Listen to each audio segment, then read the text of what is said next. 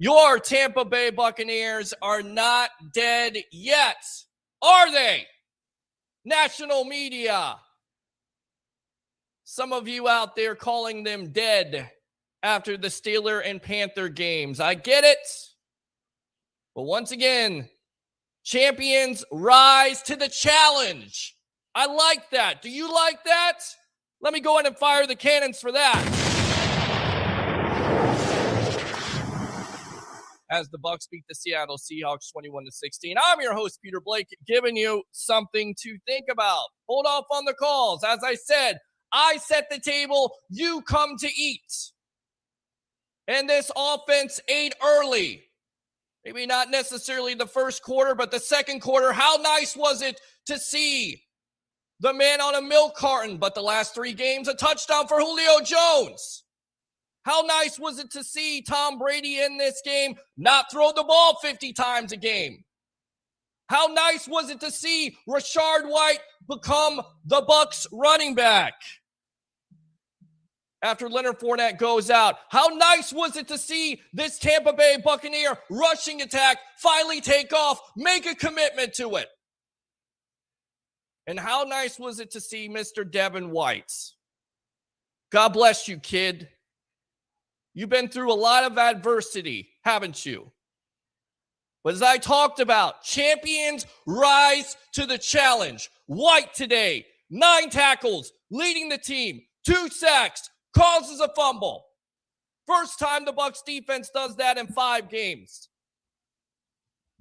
The momentum was on the Seattle Seahawks side, and Devin White in that defense comes up big. We talked about the matchups in this game. We knew the challenges were there. This is a good team. Make no mistake about it. But today, the Tampa Bay Buccaneers are back to 500 going into the bye week with all the momentum in the world. Now you can call in 727-255-0391. It's 727-255-0391. Hold off on it real quick. White. Once again, God bless you. Losing your father, I know how it is to lose a parent. You played tremendous today. Bucs Nation has your back, kid.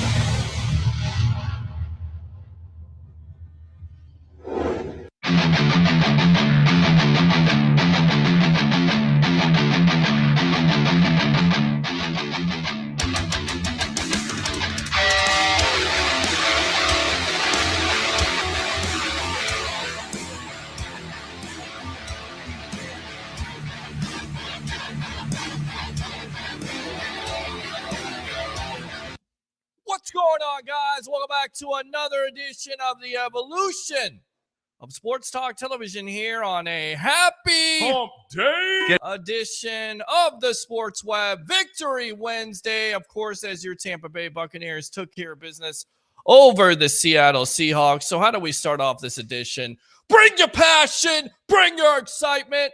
Just don't bring any nonsense. On tonight's show, we'll have Harry the Greek professional handicapper extraordinaire, a 1252 Chicago Sports on with us in just a moment. And then at 9:30, we will have Mark Mancini of Mancini Media, former XPW announcer, and Ralph Williams on talking about the national perspective and, of course, some wrestling talk. And then, as always, taking your phone calls, 727-255-0391. It's 727-255-0391. Of course, Facebook offering stars out there. Definitely participate in that. Give some stars. Give some love to the show if you love what I do. And without further ado, let's go ahead and get to the man himself. Here we go. Mr.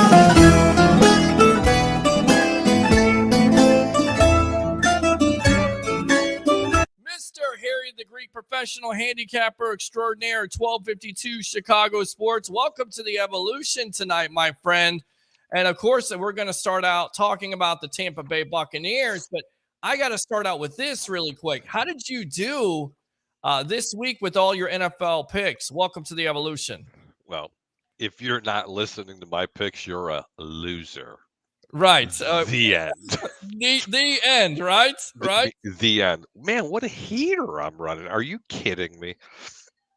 Over 44.5 in the Minnesota Buffalo game. I told everybody to bet the over. How fast was that over? How about Tennessee minus 2.5? How about the Raiders minus 3.5? They suck. Green Bay. How about that deep pick, huh? Hi, everybody. Yes. Well, Hi, everybody. How about Green Bay not to take the points? How about winning the football game? How about Houston over 7 points in the first half? Green Bay over 9 points in the first half. Let me keep going on and on and on. If you're not watching and you're not betting, loser. Well, there you go. Shut up! Exactly. Shut up, because if you're not watching, you're not getting this man's picks, then you're not going to get any money at the end of the day. Now, with that being said, what were your thoughts on the Tampa Bay Buccaneers and their win? I think especially getting Rachaad White, and you even talked about this on Sunday. We got your thoughts, but I wanted you to expound on it even more, because if you look at the numbers, 29 times Brady passed, 38 times the Bucs ran, and they ran for over 150 yards in this game. I mean, you had to be ecstatic about that game plan. Go ahead and repeat those stats again, Pete. Yeah, 29 passes, 38 runs, over 150 rushing yards by this team. What was it that I said that whole formula for winning was? Running the ball more than you pass the ball. Finally. How about that, huh? Yeah. How about that, right? How about that? What did I think about that? Yes. I don't know what else to say other than saying they won. Right. And they're 5-5. Are they can they make a run, in your opinion? Because it certainly seems like, to me, if you're running the ball, and I think Rachaad White going forward, not only because Lenny is hurt and it could be a hip injury because he went out in this game, but on top of it, White gives them the best opportunity, in my opinion, for this run game to really take off. He's got that burst. He's elusive. He's patient. He can catch the ball. He can pass protect. Going forward, for me, do you think this team can make a run with what they have right now and getting healthy coming off this bye week, in your opinion? I hate to sound like a broken record, Pete. I said this should have happened exactly 2-3 weeks ago, in my opinion. They drafted this kid for a reason. He didn't come to training camp 30 pounds overweight either, okay? He is ready to go. This is the real deal. Rachaad White is the future for the Tampa Bay Buccaneers. It's not their third stringer, who, by the way, should have got rid of him already last year, like I told you, okay? They need to continue getting that plethora of running backs. Hey, Leo, how are you, buddy? That's very good. Leo word right there, plethora. I like that a lot. Good stuff. Well, and you saw Keyshawn Vaughn get a couple carries also, and I think going forward, now that Leonard Fournette is possibly Keyshawn Vaughn, nothing personal, is nothing but a water boy, okay, to White. That's it. Sorry. I still think he's going to be a running back on this team that they're going to have to depend on. If he doesn't make it in special teams next year, he's done. All right. We'll see. Strong comments by Harry the Greek, as always, coming out strong here. But I will say they invested a third-round pick in that young man, so we'll see what he has, especially when he gets the reps. Now, the big time. Peter, look, I'm not going to be a dick when I say this, okay? But honestly, I mean, you really got to think about this. Sure. Keyshawn Vaughn, look, do you know how many teams swing and miss on draft picks? Sure. Especially first-rounders? Sure. There's more misses than they actually hit. Right. On first-round picks. Okay, right. Let's just be real. Well, he's not a first-round pick. He's a third-round pick, and I get what you're saying with Jason Light. Why do you draft a Rachaad White? Just to be fair, though, they really haven't given him the opportunity. He hasn't had the reps in his career. He doesn't have that overwhelming body of work where I say, you know what? It's like Ronald Jones, right? We know what Ronald Jones is. He's a guy that's a runner. He can't pass protect. He's not able to catch the ball out of the backfield consistently. I've seen what I've seen. I don't know that about Keyshawn Vaughn yet. There's not enough of a I do. Let's go back to about a year and a half ago when it was 3rd down and 6. It was against the Chicago Bears. Let me tell you when Keyshawn Vaughn's career was over as the Tampa Bay Buccaneers. It was an oops because he got hit. Trust me, he doesn't do the things that Ronald Jones did, Leonard Fournette, and he's not even close in the same zip code as White. He's just not. They drafted White because not only can he stone linebackers coming in when they're blitzing. Wait a minute. He can catch the ball out of the backfield without going, oops, I didn't catch it enough. I'm so sorry, Lombardi Lenny. And wait a minute. He's more elusive and he can run. My friends, that's what we call an every down, all-purpose 3-down back. He could be potentially a top 5 running back in the National Football League. I'm not trying to show disrespect to Leonard Fournette, but I'm really tired of people defending this guy. You got paid and you got lazy, Ezekiel. I mean, Leonard. Yeah, wow. You said Ezekiel. That's an astute comparison, actually, because you're exactly right. Ever since Zeke has gotten paid, his yards per carry have gone down, although he's gone over 1,000 yards. Lenny definitely has been it's been rough this year with him. Very ineffective. I love the kid White. I told you about this when they drafted him. Absolutely loved him. But the bottom line is this, Pete. You wanted to talk Buck football. Yeah. I want to talk Buck football with you. But my Lord, when are the people out there going to finally realize that this last game that they played was as close to perfect with a beat-up offensive line, who, by the way, looked like an offensive line again because they were run blocking. Yes. And guess what? When you run block, it sets up the play action. Because all right. Now the safeties are going like this into the backfield. This is why this team looks the way they do. I'll tell you what, we're going to go out to the phone lines here. Let's start it off with Ed. Ed, welcome to the Evolution. You're on with yours truly, along with Harry, the Greek professional handicapper extraordinaire. What do you have to say, my friend? Hi, Ed. Hey, guys. What's going on? After seeing that article about the whole Tom Brady and being told that by Bruce Arians that lately he's been it's all on him. Basically, is the reason why the team hasn't been performing. I have surmised that the reason why Tom Brady retired was because of Abrams. And because of what? Found out that Abrams got a promotion. Bruce Arians, you mean? Yeah. Okay. Bruce Arians. That's all right. Bruce Arians. Right. And there was some talk about that. We heard about that. Yeah. We can't substantiate those claims, but at the end of the day, if there's smoke, there's fire, and there was definitely a lot of that. And I tell you right now, you read some of these comments, and once again, maybe BA is taking a swipe at Brady. I don't think it was fair to Byron. Nobody's going to say that Brady was playing bad, but he was playing bad. And this is, of course, in care from Joe Bucks fan. Hold on, Ed. We also had growing pains on the young offensive front. We weren't running well. Then comes time of play caller when you're losing yards running the ball, and you say, forget this, I'm putting the ball in Tom's hands. He also goes on to say, I'm really optimistic about the rest of the season. First off, we're getting healthy. Tom smiled at practice last week for the first time this season. He's going to be fine. I love the swagger we played with Sunday, especially defensively. It's been missing. But people have focused on the comments of saying that Tom Brady's played bad. And we've talked about it. Kurt Warner had a breakdown of Tom Brady playing bad. Is it just Byron Leftwich? Is it just the coaching staff? No, it's Tom Brady not playing well. It's the offensive line not playing well. It's the defense playing well. It's a total team effort. And at the end of the day, you're going to have to hold people accountable. And if it's Tom Brady, so be it. I don't know why everybody's just up in arms about it, because Brady hasn't played well. And he would tell you he hasn't played his best football at the end of the day. Listen, Tom Brady would tell you he didn't play well because he didn't make the Super Bowl. Okay? Give me the crickets out there. Let me hear those real quick. Right here. Okay. Yes.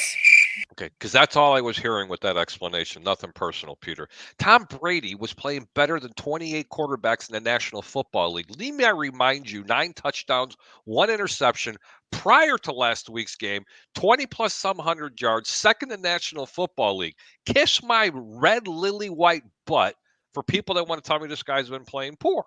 Well, he has been, because if you look at Kurt Warner and his breakdown as an all-pro quarterback in that Baltimore game, he was missing plenty of throws. Now, did it help that the offensive line wasn't that good? Did it help that it's already in the back of Brady's mind because he doesn't want to get hit, or he doesn't? And at the end of the day, who's calling the plays? Is it just Byron Leftwich, or is it Tom Brady? I think they both deserve blame at this. What came first, the chicken or the egg, Peter? Right. Okay? And I get it, okay? And and I can agree with Ed too, but the vast majority of the people are going to agree with this one statement. Mm-hmm. When you run the ball more than you pass, it sets up the pass. When a quarterback, even if Tom Brady's caliber, keeps getting pressure up in your face. Oh, and by the way, he's 45. Sure. Okay. Let me repeat it. 45 years old. You don't want to keep getting hit. Of course, I'm going to worry about getting hit. But you know what? I'll take Tom Brady playing bad at 2,500 yards, 9 touchdowns, 1 interception. All of a sudden, you run the ball 30 times in a game. Mm-hmm. And, oh, wait. Now the passes look like they're more Tom Brady-esque. Let me ask you this: man. Who was calling the plays? Was Who it Tom cares? Brady, or was it? Well, that's what it means. I mean, this is what it goes back to. Who was calling? Who's the head football coach? It's Todd Bowles. There you go.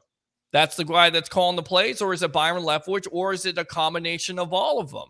It's Tom. Listen, Todd Bowles is still the one that's accountable. He is the head football coach in this football team. Your head coach is only going to go as far as the people that you surround yourself with. It's just like me when I'm at work. I'm as good at my job as the people that I personally surround myself with. If I surround myself with talent, I am going to be successful. If I want to always blame the people that aren't getting it done, you know what? That's just me using a scapegoat. I am the person who has to surround myself with the talent. Now, but let's be real. That still falls on Byron Leftwich, and that falls on Todd Bowles. And if your head coach, why doesn't it fall on Tom Brady then? Because if your head coach is allowing a subordinate to go ahead and take over everything in the game, okay, to make all his own calls, shame on you. I don't care if it's Tom Brady or not. Then what are you? Since he's come here, he's had player. I ain't going for it. He's had this, he's had that. I mean, that's the reason why he chose Tampa Bay in the first place. He's had total control of this. That's what a lot of people say. But you know what? Here's the reality of it. You're going to the line. Tom, if you see this particular defensive alignment, you have these 2 calls you can play. Tom, if you see this, you can open up your playbook to the other 2. That's about the extent of it. Then I guess here's my thing then. That I know personally. And I come to this realization the other night.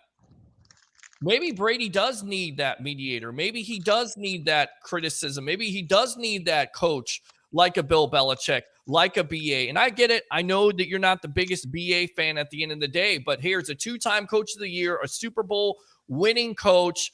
He's been around the NFL for so many years. Maybe you need that friction as a coach, because right now or early on in the season, you see the play calling. Maybe it's not just all Byron Leftwich.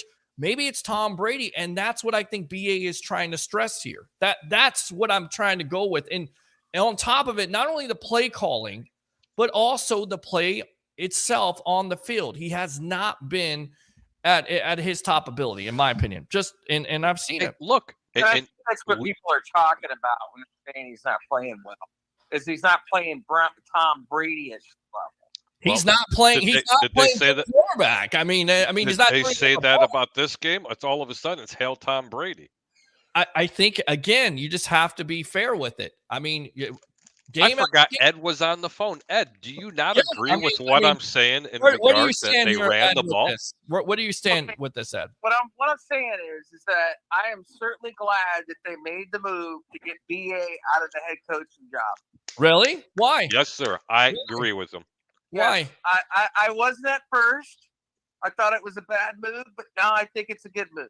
So a team's okay. So hold on. A team's offense that has scored 30 points a game consecutive years now, and then you actually could say 3 straight years you've scored 30 points or more, and now you've had all these offensive difficulties without BA, and you're happy with getting rid of BA. I get why you're happy with it, because supposedly there was friction between Brady and BA, but you're happy with that? You think that your team is better? No. Don't act like an attorney here, Ed. Oh, you're the one who's badgering the witness. No, I'm asking you a question here. Do you think you're better off with BA? And if you are, then why complain about the offense the way it is right now? Because the way the offense has been constructed has struggled without BA. I don't hear anybody complaining about the offense since this past week, Pete. Not one person. This past week, but the roses are bloomed again. Season? It's spring again. The tulips have opened. The sunflowers are shining. Everything is great in Tampa Bay. I'm going to tell you again, and I'm going to remind everybody out there, Peter, it's an unpopular opinion. If Bruce Arians was the head coach of this football team this year, this team would have a losing record because of the chuck and duck, and they believe in throwing the ball downfield 100 times a game. I don't necessarily. Nobody respects the deep passing game from Tampa because they can sit back in the zone because that's what they were going to do. I don't think it's schematically. I think it comes down to accountability for this team. I think that's what's missing. I think that's what's missing with the BA. And when BA calls out a Tom Brady, it probably motivates him. It probably pisses him off. But also BA being in that room, possibly having that red pen and marking out the game plans, maybe that was a good thing because you look at the offense from last year to this year, and I get it. There's injuries. You have offensive line shuffling. No big deal. It's no big deal, buddy. You're missing two guards. You're missing two guards. You're missing a center. Right. A left tackle who can't block anybody else. And by the way, this thing called a tight end. I'm sorry. I mean, you're missing those components, but you still want to throw the ball 58 times in a game and then complain and bitch because you lose. Stop. That's coaching.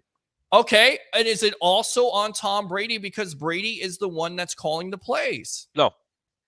Then he doesn't have that necessary. And if you believe that, I got oceanfront property in Arizona. I want to buy it. Absolutely is calling the plays. He absolutely has say on what the play calling is. Come on, Peter, guys. That's why I'm picking at a 70% clip this year because I'm telling you what I'm watching on TV.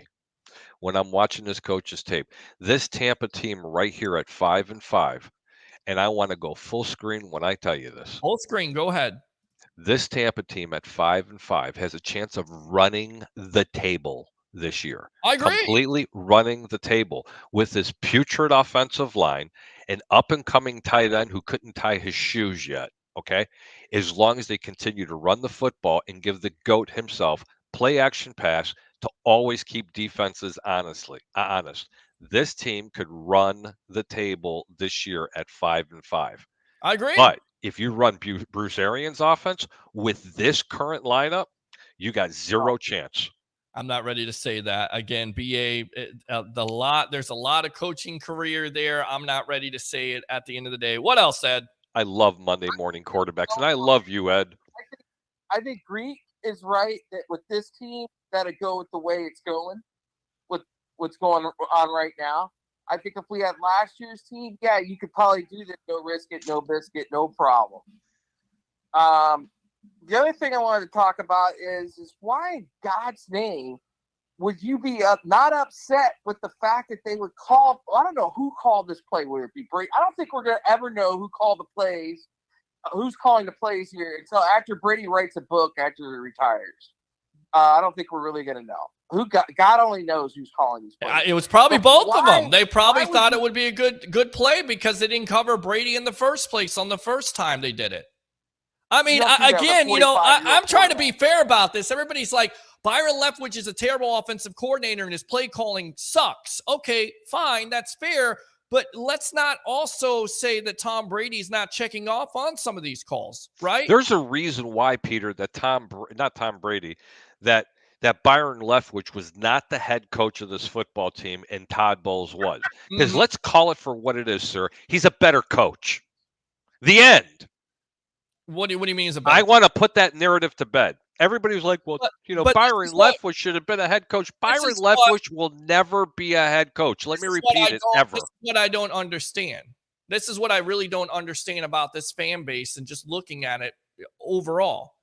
Everybody says Byron Leftwich stinks as an offensive coordinator. I never said that. Well, there's a lot of people out there that do. A lot of fans out there. There's been a lot of criticism for Byron Leftwich. But then when you win a game, it's Tom Brady did this, Tom Brady did that, but nothing about Byron Leftwich. He's still calling the plays. Brady's playing well. They have some type of say in it.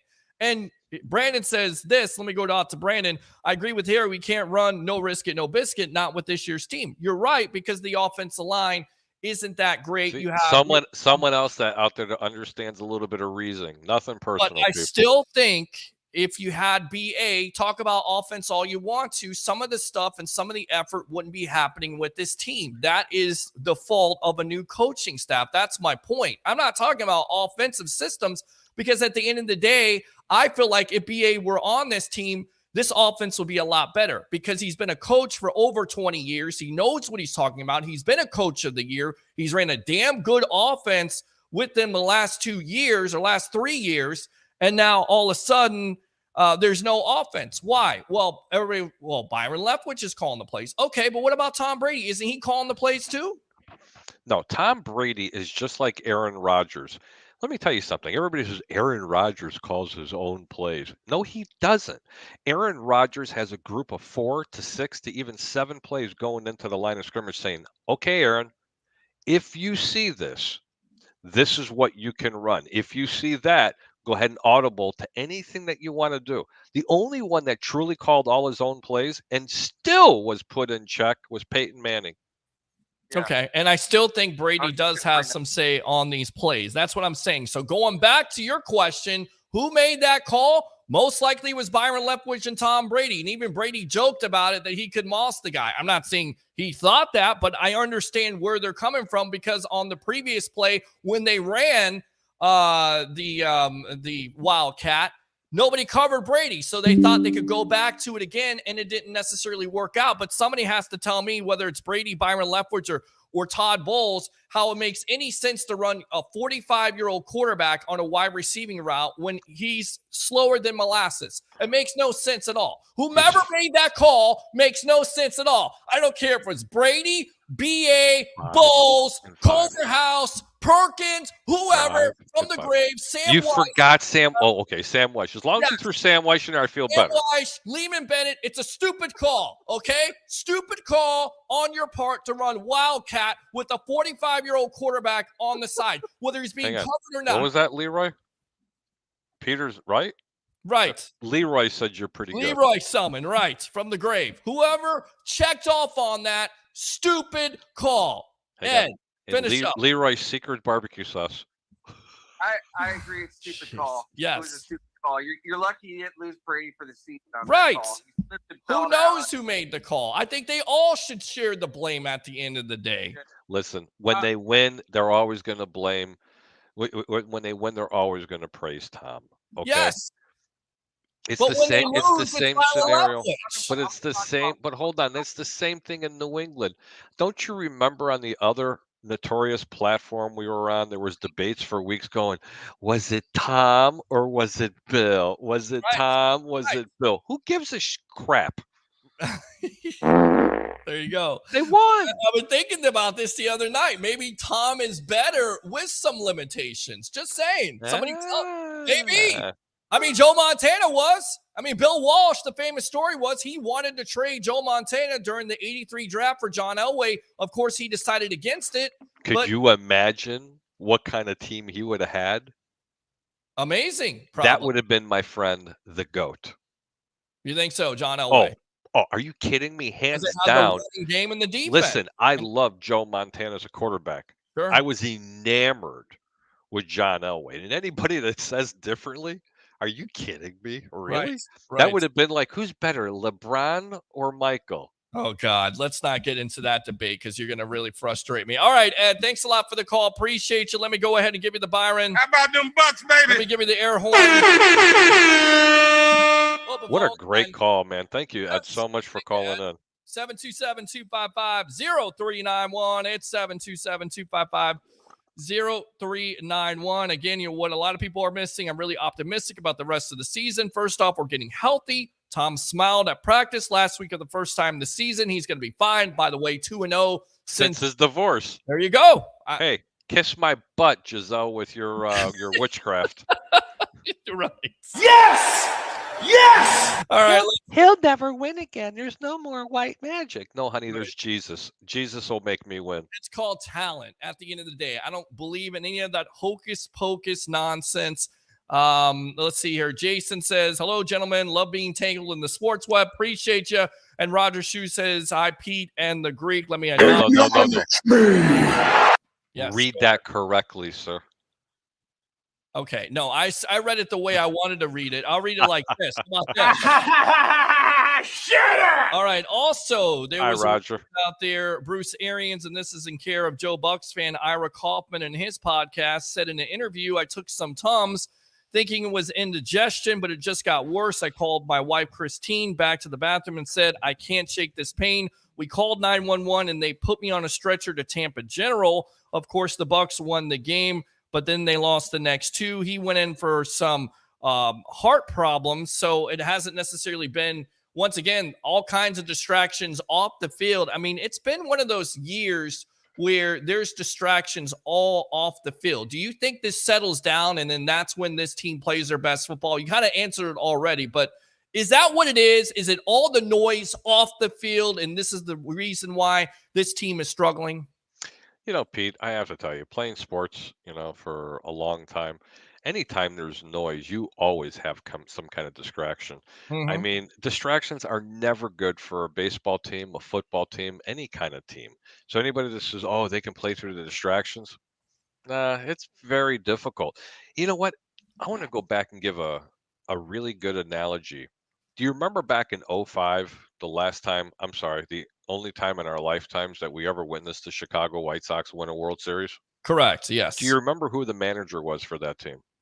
I don't remember the manager of that team. His name was Ozzie Guillen. Okay. And Ozzie Guillen was ostracized by Major League Baseball and some of the fans and the media that absolutely hated him because he was making it almost like a circus show. Do you know why he did that? Because there was a lot of internal problems on that team, and the media in Chicago, just like Philadelphia or New York, it's just brutal. He single-handedly willed this team to get to the World Series and win it because when there was internal problems, he took that all upon himself and made himself look like a sideshow. And he's the one who deflected everything. Okay. So anybody that says that, interruptions don't bother a locker room, it really does. And no, I don't think Tampa Bay plays better because of that. I think it actually hurts a team more than it helps it. But the best analogy I'm going to give you, it's how you handle all the emotion and you handle how you handle some of the things that are happening in a locker room. That's just my opinion. I think this team is just fine. I think you're right. Devin White, by the way, earned the NFC Defensive Player of the Week. I thought he was bored. Well, I'll tell you right now, that kid has been through a lot. He got called. Hold on, but I thought he was bored. You remember that a couple of weeks ago? Well, he said it himself, and that deserved criticism at the end of the day. That's what we're going to do here. But we forgot about that. Right. I'm never going to forget about it. He was bored. But I tell you right now, he stepped up his game ever since Warren Sapp has called him out. And then, of course, unfortunately, he loses his father and finds out before he gets on the plane. This is what he had to say. Just a lot of emotions.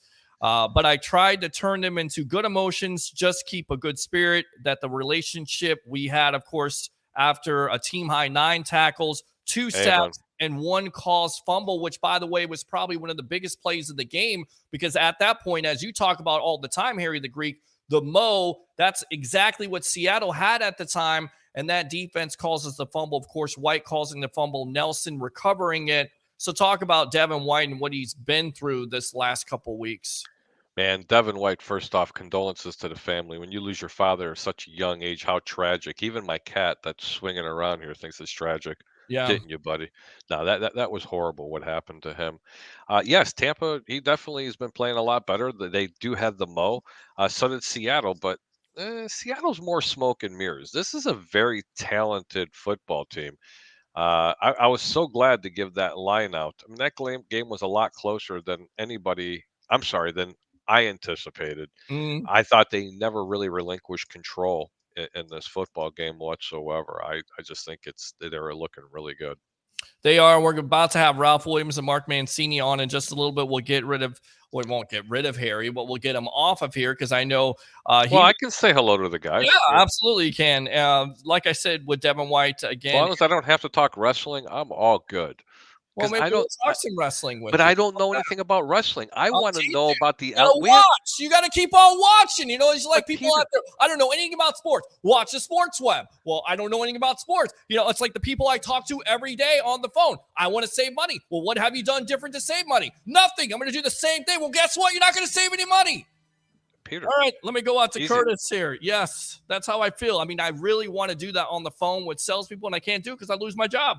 Let's go out to Curtis here. One of my favorite web heads. You're on with yours. I have a question for everybody. Yes, go for it. Hi, Curtis. First off, say hi, Curtis. Hi, Curtis. What's up, Pippin? What's going on, buddy? How you doing? Big pimpin'. I'm chilling. I'm high as a giraffe right now. I'll bet you Curtis is calling because he wants to talk about the elephant in the room. Does anybody want to read the Greek's mind? It's coming up to week 11. Someone should be reinstated really, really soon. And you know what? God. We're hunting Wabbit. How come nobody's talking about this? That's why somebody's not talking about it. No, but why aren't we talking about this? Listen, Harry, listen. You know why nobody cares? Because he's coming back in the first game he's playing is against the lowly Texans. Yes, his former. Oh, wait a minute. And who did he play against? Right. I can't wait. Well, he's coming back to the dumpster fire known as the Cleveland Browns. I mean, they're a dumpster. Will there be more booze outside the stadium with women's rights and activists? Hold on. Do you know what the proposition bets are going to be for this game? Oh my God! How many times does he run the football? How many times does he get hit? I wouldn't doubt there were proposition bets. How many commercial breaks they have to go to because the people are being so vulgar toward him. Let me tell you something, Cleveland. You are getting everything your team deserves the moment you put that man on a football field. Oh yeah. I got my prediction is Chubb runs the ball more than he drops back and throws the ball. Well, are you talking about Chubb runs into his Chubb or Chubb just runs? Oh, jeez. You know what? Listen, I seen you guys on, and I know Harry might be getting off soon, but I called for a specific reason tonight. Well, you getting picks from him? Well, what do you call him for? Hey, my brother, I'll give him anything he wants. I'm ready to talk about your boy Justin Fields. Oh, my boy, who nobody had faith in. Whoa, wait a minute now. Hold on a minute. Now I had faith. Peter. Hold on, Peter. I'm not bashing Harry. Right. But what I'm saying is, after last season with garbage Matt and Nagy, people were trying to say, was he the right pick for that Bears team? Right. And first off, I want to address him by saying, well, I don't know where they're at there, but look, let me go ahead and just take over really quick about Justin Fields. First off, because Justin Fields, first off, at Ohio State was a pass first, run second quarterback. Now in Chicago, he's run first, pass second. I want to know when they're going to try to make that a little bit more 50-50. My man, Mr. Justin Fields, I don't know. Last 3 weeks, he's leading the league in touchdown passes. I don't think we've ever seen a quarterback. Hang on. I think he's 5th in the entire National Football League in total yards rushing. He's a quarterback, not a running back. And I haven't seen him take, God forbid, one heavy shot during that whole time. It's amazing what he's doing, especially with a team that, oh, by the way, has an offensive line maybe a step below Tampa Bay's. Right. They might be worse than that, but you're exactly. I never lost faith in Justin Fields. What I've said over and over again is that the Bears, as an organization, I didn't feel like gave him enough weapons, didn't put enough around him, and they're doing it now. Failure, but yes, they are doing it now. Hold on, who's their tight end? Cole Kmet. Okay, who would Tampa Bay love to have on their football team right now? Look, I like Cade Otton. I'm sorry. Cade Otton's going to be a pretty damn good player. I was going to say, Harry, don't do that because I like Cade too. I like Cade Otton. I think Cade Otton's coming in right away. Fine. Cole Kmet's second in football in tight ends and touchdown passes. I think y'all gave up too much for Claypool. You know what? That's you know what, and I am so think that. What is it he gave up? I'm so glad he said that. Let me explain why. First off, Claypool is going to catch a lot of 50-50 passes, but this Chicago team is set up so much, for running the way they are. You've got N'Keal Harry on one side, you got Claypool on the other. That's over 460 pounds of beef that can catch the football. Just think about that, guys. Mm-hmm. Okay, and they are the reason why Justin Fields has exploded the way he has. So one man's trash is another team's treasure by all means. And I honestly think the same thing you did, that they gave up too much for him, until I really started digging into it. This offense is going to continue to get better, better, and better with this particular team. Oh, by the way, NFL, I'm putting you on notice. They have $150 million. Let me repeat it: $150 million in cap space next year. Yep, they're gonna have lots of money. Y'all gonna need all of it. Every bit, especially on that defense. Yeah, and you're gonna need every penny of it, because listen, I'm gonna tell you something. It's still gonna take a lot to get people to come there. Well, not really. No. Let me. That's not fair. That's a storied franchise. I'm not saying that because I'm from Chicago. People are going to want to come there because, listen, Justin Fields is very likable. Sure. That kid, I love that kid. I do. I love him. You love him on the sidelines when he's doing this? Shut up. Be quiet. Everybody says that Jay Cutler didn't show emotion. Here. Hang on. Here's Justin Fields. He's possibly the greatest Bears quarterback right now already. Get the hell. You know what? I'm telling you, you know what? He could be right. He could be the most talented. We'll see if he's the greatest quarterback in Bears history. Oh my God. Lord have mercy for these people not know what they do. He may be, if you get him some weapons around him. And again, Chase Claypool, I don't think you overpaid for him, but going back to it, I'm excited about the Chicago Bears. I cannot wait. No, that's a really good comment. I'm glad he brought it up, but I can't wait till they open up that passing game. I really can't wait. When they were playing Dallas, I'm like, keep running it down their throat. Keep running it down their throat. Yeah. Oh, and here's a really good example. I'm glad he said that. Oh my gosh! Wait a minute. They were down. They were crazy right now. They went down 28-0. Let me repeat this: 28-0. And what did Chicago do? They never got rid of their game plan. Curtis, would you like to tell people what they constantly did? Ran down their throat. And they were losing by how much? 28-0. And they got it within 3 points at one point. 3. Well, I'm sorry, but I'm sorry. Did we not just watch Green Bay run it down their throat? Did we not just watch Aaron Rodgers lose his shit, excuse my French, on the head coach because he didn't run the damn ball? Yeah, we've seen that. But again, I go back to it, and it goes back to the Brady BA. I love Curtis. I love him too. He's great. Why can't you bring more people like Curtis onto the show? They're intelligent. They agree with the Greek. I mean, and they're intelligent and they agree with the Greek. I mean, come on. You know what? Here we go. How about that? How about that? He agrees with me. All right. He's the webhead here. He's the main webhead. Yeah, go ahead. Listen, you guys know I love my Buccaneers. Yes. But I love football. I love to watch. Amen. Curtis, can I ask you something for a minute? Because we're going to take a poll right now. You heard about what BA had to say about Brady and how he was playing bad, and it's not all Byron and not all Todd Bowles. Who do you think is making these play calls? Is it just Byron Leftwich and Todd Bowles, or do you think it is also Tom Brady, and he deserves some of the blame for playing bad on the field? All right. Nice lead-in question. Thank you. I'm not going to say anything bad. I'm going to say something. Wait a minute. Hold on. What do you mean you're not going to say anything bad? What is this, politics? What are we doing here? Because he doesn't want to offend the host. He knows the Greek is right. Shut up. Be quiet. I'm a different type of Here, let me help you, Pete. Here, pull the string really tight. Go ahead, Curtis. I think that it has something to do with Bowles, Leftwich, and Brady. Thank you. Let the truth set you free. There you go. I also believe Tom Brady got some ass, and now he's finally got a little bit of pressure. Oh, jeez. You know what? Peter, Fuck Peter, up. you're right. Shut up! But Peter, you're right, buddy. You're right. It's Tom Brady's fault.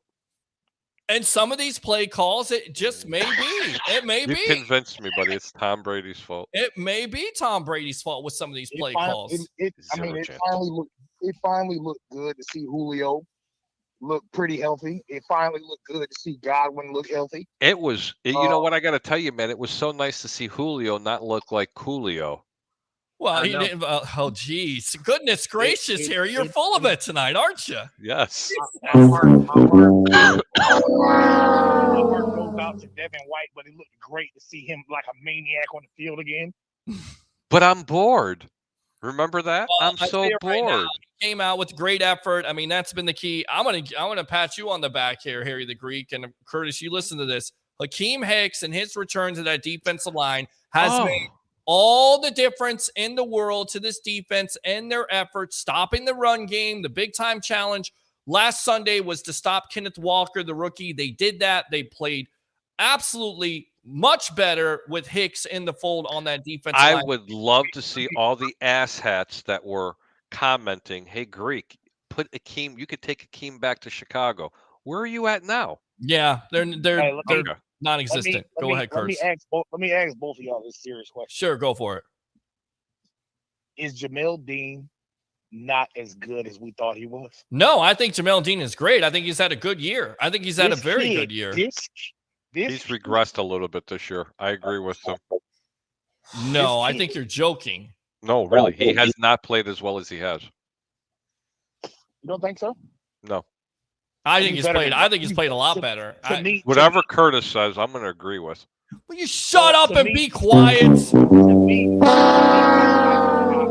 I would start him over Bunting as well. And over who? SMB? My boy?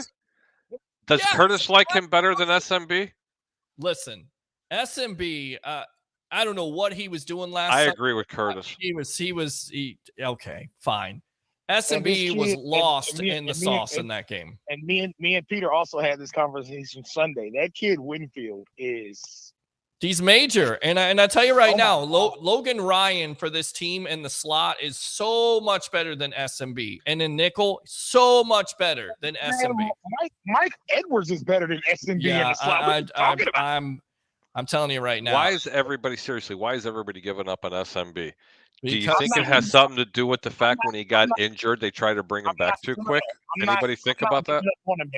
No, I'm not giving up on him. What I'm saying is he's just inconsistent. He's inconsistent. That's what it comes down to. Yeah, he makes great plays, and then you turn around and you were like, "What the F was that?" Yep, on the touchdown. I don't know where he was looking. He looked the other way. Like, you know what? Listen, I told Pete this Sunday. That is why I love Will Golston.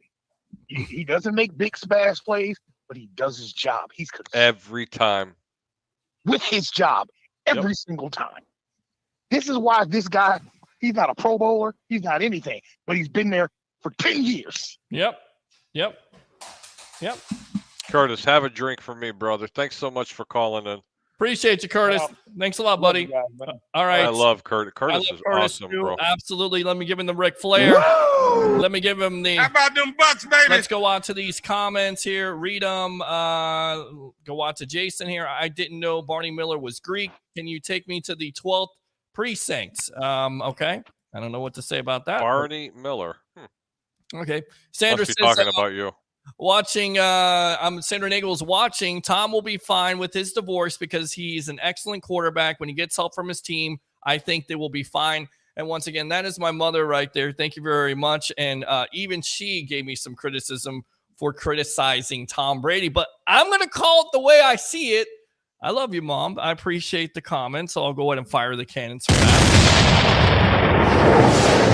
Jason says we don't have to talk about wrestling. Harry, Bill Haydu, who used to be my boss, says I'm fired. He knows I can't go off like that, but guess what? I can do it on my show. So this is what you get. How about them Bucks, baby? Let me go out, and he's a big-time Bears fan, by the way, too. Another guy like. I love my Chicago people here. I guess Bruce knows he can motivate Tom to win Super Bowls when you ask him to prove you're wrong. let's go ahead and dissect that. Is that it's just BA trying to motivate Tom Brady with some of those comments?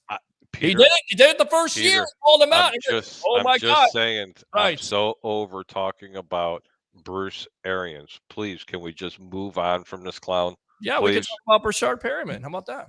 Oh, God, let's talk Bruce. Okay, there you go. See, I win. My show, that's how it goes.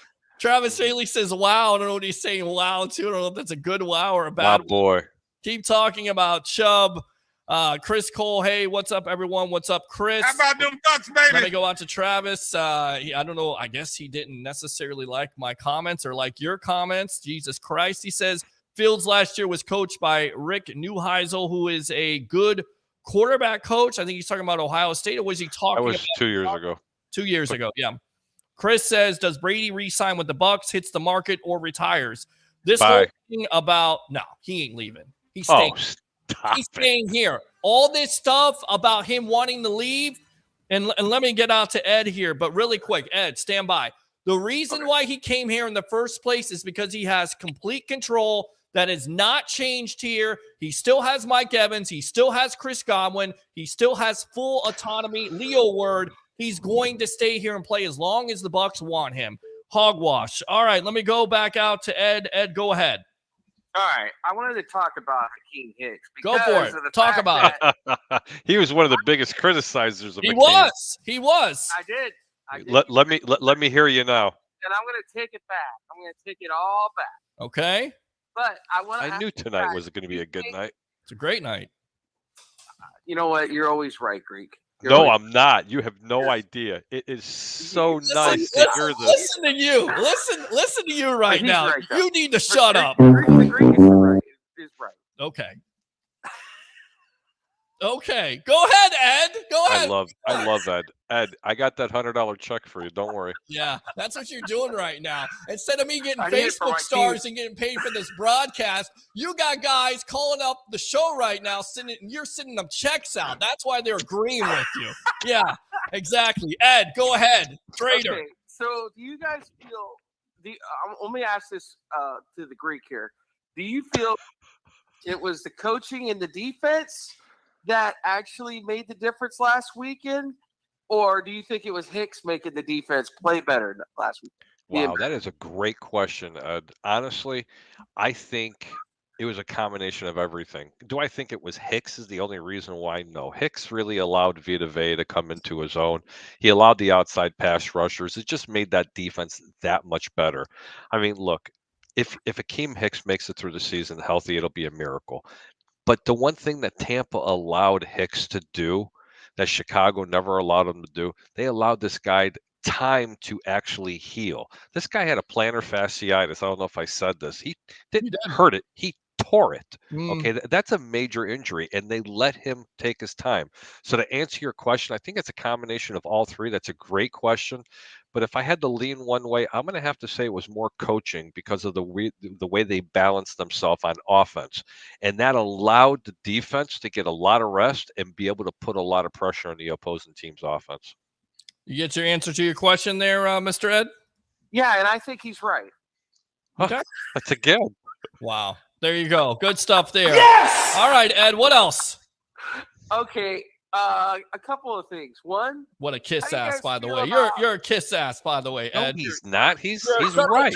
You're such a kiss ass. You know that? You're such a kiss ass. Go ahead, Ed. Hey, I'll just jumping on the bandwagon. Yeah, obviously, everybody's jumping on the bandwagon. Oh, Peter, you don't know what the hell you're talking about. Oh, really? Oh, really? Peter, you're just right now. Listen, buddy, you look like you just got done eating a whole bunch of sour grapes. How about no? How about that? Oh my God, who the hell cares? Are you gonna let me say hello to my buddies from Philadelphia? Obviously, go for it. Well, we're going to get them on in a moment. Well, you put them on so I can say hello. I got to go to bed. I'll put them on. Let's finish up with Ed here. Ed, go. Okay. Kiss ass. You guys were talking about, somebody said something about whether or not the current quarterback of the Chicago Bears is the best quarterback they ever had. That's hogwash. I don't agree with that. No, neither do I.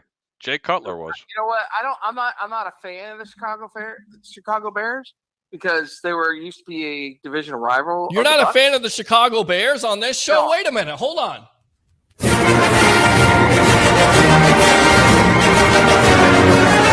Bear down, Chicago Bears. I'm sorry, the Greek. You're probably no longer my The friend. Greek. Next time I get my He's brakes calling- done at your shop, you're going to charge me thousands He's calling of dollars. you. He's not calling you Greek. He's calling you the Greek. Holy God. Go ahead, Ed. I'm sorry, but anyways, I remember a lot about the quarterbacks that they used to have because they played the Bucs twice a year when they're in their division, and I think you could talk about McMahon being better. You could talk about Kramer probably being better. Wow, that's an old one, Mark Kramer. Wow, the 2,000-yard wide receivers, right? Didn't they have 2,000-yard wide receivers? Yes, Conway and he was a pure passing quarterback. He just would throw the ball deep down the field. It was awesome. Do you know who else had a really good arm? Go ahead, Greek. That he just could not stay healthy was one quarterback, and I'm going to give everybody a hint. He played for the Pittsburgh Steelers, and he played for the Chicago Bears, and he's also an NFL analyst. Anybody? I know that Travis is going, I know who it is. But just think about it. Just who was it, Peter? Go ahead, say it again. O'Donnell? Nope. What? Nope. Who Who played ahead. for the Pittsburgh Steelers and the Chicago Bears? He's Mike Tomczak. No, buddy. Mike Tomczak started with the Chicago Bears. He started with Pittsburgh and went to Chicago. The great Jim Miller. Oh, yeah, Jim Miller. Yes. Don't ever say Cordell Stewart. This is worse than Brashard Perriman. Ralph said Cordell Stewart. Oh, God. Don't ever say that name. Hey. This show is going off the rails. Slash himself really enjoyed Tampa's Dale Mabry. Oh, God. You know what? You are so full of it tonight. You don't remember it? I don't remember it. No. You do not recall that? No, I Read don't. on it. You're going to be like, really? Oh, yeah. He really frequented himself down Dale Mabry. And after Dale Mabry, he found himself on Nebraska Avenue.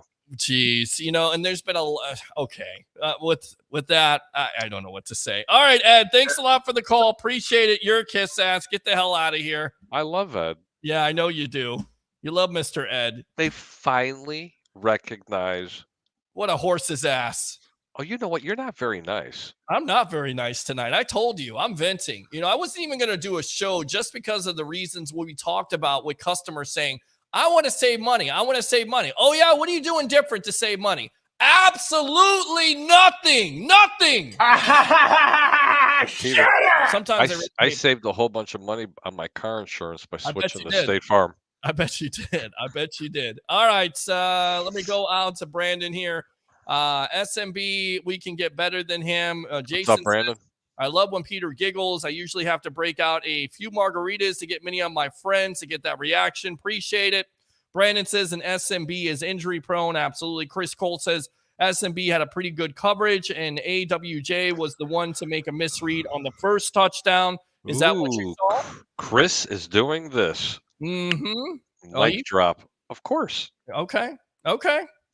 I still think he's very inconsistent, and I think there's a lot of people out there. We read that. Jim Miller, yes. That's my boy. Well, at least he never made it to Hillsborough Avenue. All right, great.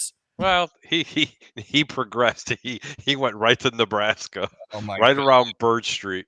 Oh my God. All right, let me get these guys on right here. Let's go out to the madman himself, former XPW announcer, Mr. Mark Mancini. Say hello, and then the bodyguard of the Berg, Mr. Ralph Williams. Say hello to the Greek here, who's always right about everything. No, I'm not. Well, I'll tell you one thing. I'll tell you one thing. Acknowledge me. I had a great birthday on Monday. The Skins came into Philadelphia and kicked the Liberty Bell in the Delaware River. Oh, the and who picked beat that? The Saints. Oh, you picked that? Yeah. You picked I had the Yeah, Skins Mark did. Yeah. Okay, so Mark picked it. They laughed it. Yeah. Mark's Mark supposed picked to be the worst. What do you? Worst he had to go. I want to personally thank you, Peter, for G-Man Choi in Pittsburgh. Thank you very much. And Harry, You Sir. know I love you, but we're going to come back here Sunday, and the Penguins are going to make it feel like 1991 all over again in Where your at? backyard against the Blackhawks. Wow, talking trash on the Blackhawks. I there. like it, but I did know that Philly was going down this week, and I can't take all the credit for it because I really did like Washington getting the points. But I am going to throw love where love is due. His name is Mr. Andrew Davis from Two Giant Goofballs. Just ask Peter; he loves Andrew. Okay, those two get along very well. Just watch the show from the over under. It was absolutely perfect. But he actually said that Washington would go to Philly in this game and actually beat them. Which is a very strong word. The biggest upset of the week that I personally had, gentlemen, was Green Bay to beat the Dallas Cowboys, and I seen that one coming because honestly, Dallas is very overrated. But let's be real: the best team in the NFC, least not anymore, the NFC Beast, are the Philadelphia Eagles. So do you what happened with that? I mean, do you think that Eagle fans here, Harry, and then we'll go to you, Mark, and then go to Ralph? Do you think Eagle fans should be concerned because they had lots of turnovers in that game? Or once again, it's a rivalry game and anything can happen because the NFL stands for no friggin' logic, Harry? And it also stands for not for long. No, every team's going to get beat like that. Look, the Eagles are a really good football team. They're not the best football team. They may have had the best record, but they are far from being the best football team. But even the best football team loses. Buffalo Bills. To Minnesota. Okay, let me go ahead and repeat that. It's just certain matchups. You're catching a team when they're down.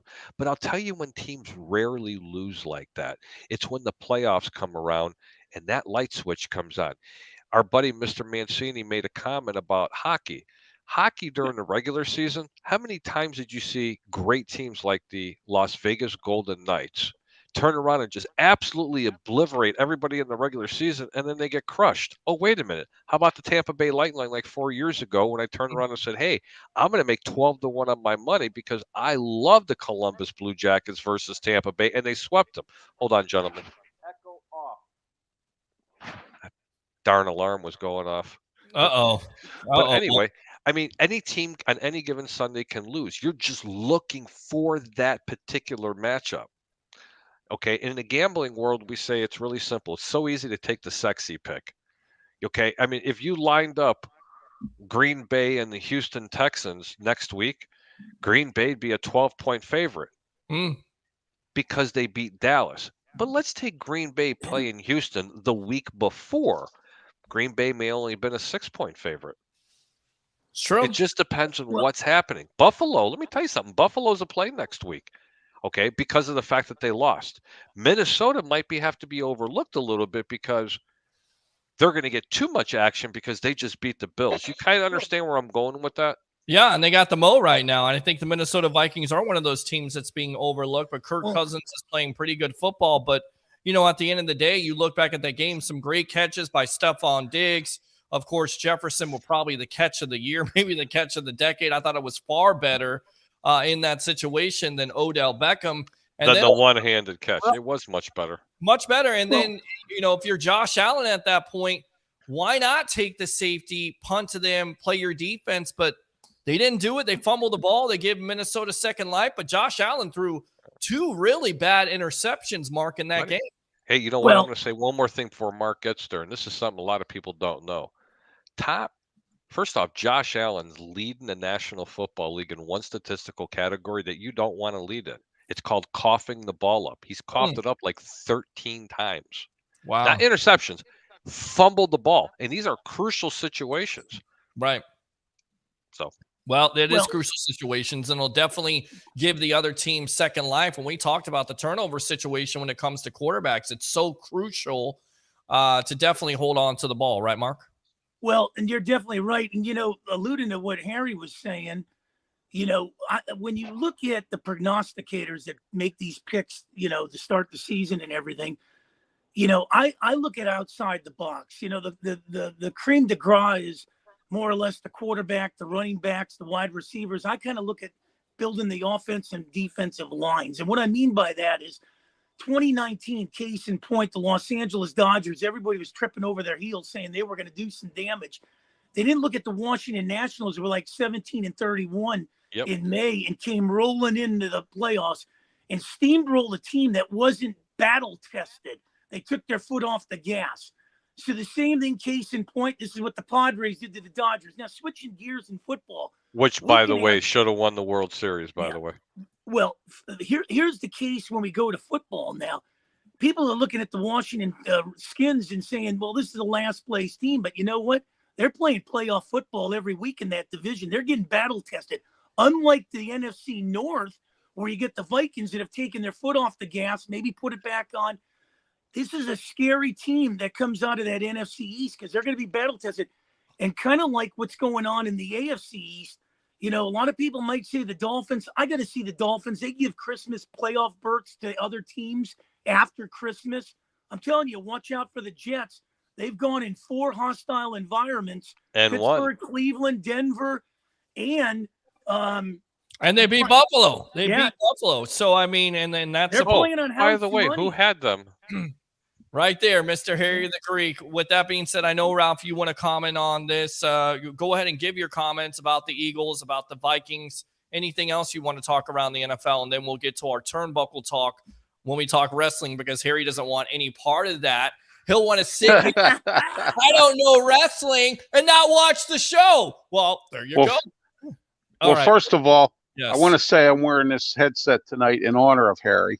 That's the first thing. Okay. And the second thing is, just like Mark said as well, you can have a good record at the beginning of the season and flop. Let's take a look at the Arizona Cardinals last year. They were winning, and all of a sudden toward the end, they flopped.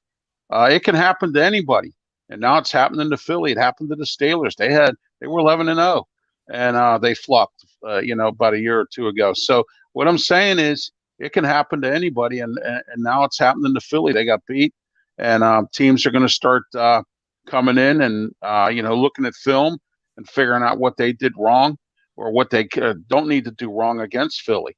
And that Philly could lose a few more games as we go. Buffalo as well. They all could. Let me ask you this, guys, and then we'll get Harry out of here, and I'll start with you, Harry. Is it a good thing for Philly to lose that game so they don't have that extra added pressure to be like the 1972 Dolphins and go through the whole season undefeated? Is it a good thing? Is it a blessing in disguise, if you will, for them to lose a game during the regular season? Great question, Peter. I'm glad you asked that. No team, they say, is good for it to lose. But yes, they needed to lose that game. But you know what? People need to give credit where credit's due. Let me tell you something. The Washington, what's their name this week? Commanders. Yes. Okay. Commanders. Yes. The Commanders, soon to be the Snyderless team, by the way. Right. Okay. Look, man, they were 11, 12, and some books 13-point underdogs. Shame on them for doing that. I mean, give me a break. This team didn't just win by accident. They beat the brakes off this Philadelphia team. In the first half, I think Philadelphia had the ball for a total of 5 minutes. Someone just made a comment about the Minnesota Vikings. I break this team down all the time. They're not that good. I'm telling you, you bet the tape never lies. Trust me. If you lined up Washington and Minnesota 5 times, don't be surprised that Washington beats them 2 out of those 5 times, maybe 3. I'm not kidding you. So what I'm trying to tell you is this Washington football team, the Commanders, they're going to be a sneaky team coming, and they're going to make a hard charge. Don't be surprised this Washington's team is going to be in the playoff hunt, because they are that special of a team. Not because of their quarterback play, but he's a lot better than Carson Wentz's. And if Tyler Heineke was playing quarterback, this team would probably only be a 2-loss team. Well, you're probably right. And, of course, it's a direct reflection of Ron Rivera, who is a Ron Rivera, yep.